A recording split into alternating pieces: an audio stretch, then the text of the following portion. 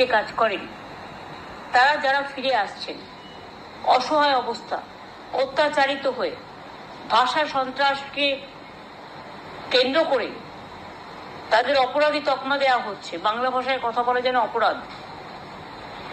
কাজে এটা নিয়ে আমরা একটা সিদ্ধান্ত নিয়েছি যে বাংলায় যে সকল পরিযায়ী শ্রমিক বাংলার বাইরে কাজ করছে তাদের বাড়ি ফিরিয়ে এনে এবং তারা যদি নিজেরাও চলে আসে, যারা আসতে পারবে, যারা আসতে চায়, তাদের পুনর্বাসনের জন্য আমরা একটা পরিকল্পনা গঠন করেছি। এই পরিকল্পনাটার আমরা নাম দিয়েছি শ্রমশ্রী, নতুন পরিকল্পনা।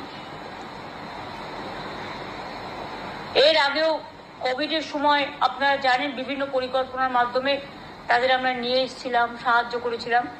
সেগুলো যেমন প্রচেষ্টা, পরিযায়ী সহায়তা, সমর্থন, স্নেহের পরশ, নানান প্রকল্প আমরা চালু করেছিলাম। সারা দেশের অন্যান্য প্রদেশের লক্ষ লক্ষ মানুষকে আমরা বাংলায় সম্মানের সাথে রাখি, কিন্তু বাংলার মানুষ, এমনকি অন্ধ্রপ্রদেশে আমি শুনলাম কালকে একজনকে খুন করে তার ডেড বডিটা পর্যন্ত দিতে দেওয়া হয়নি। প্রতিদিন এই জিনিস চলছে সারা ভারতবর্ষ জুড়ে। শ্রমশ্রী প্রকল্প কেন করছি?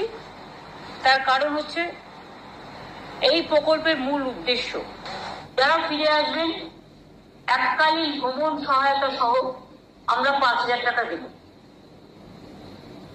পুনর্বাসন ভাতা মানে আমরা ফিরে আসার পর 12 মাস মানে 1 বছর নতুন কাজের ব্যবস্থা না হওয়া অবধি প্রতি মাসে তাদের 5,000 টাকা করে দেওয়া হবে। লেবার ডিপার্টমেন্ট হচ্ছে এটার ব্যাপারে নোডাল ডিপার্টমেন্ট।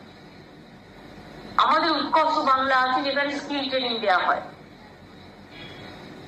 ফিরে আসা শ্রমিকদের মধ্যে আমরা দেখবো দক্ষতা কার কিভাবে আছে, এবং যদি দক্ষতা থাকে দরকার হলে আমরা তাদের আবার প্রশিক্ষণ দেবো, এই বিভিন্ন কাজে ইনভলভ করবো। এছাড়াও কর্মশ্রী প্রকল্প আমাদের আছে, এই শ্রমিকদেরও জব কার্ড দেওয়া হবে। কর্মশ্রী প্রকল্প যেটা 100 দিনের কাজ বন্ধ হওয়ার পরে আমরা চালু করেছি। মনে রাখবেন এর মধ্যেই আমরা 78 লক্ষ জব কার্ড হোল্ডারকে কাজ দিয়েছি এবং 91 কোটির বেশি ম্যান্ডেট তৈরি হয়েছে। রাজ্য সরকারের নিজের খরচায় 19,000 কোটি টাকা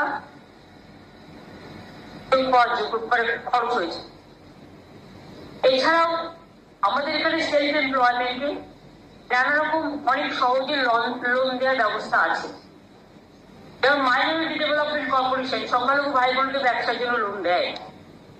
SC/ST OBC development corporation SC/ST ওবিসিদের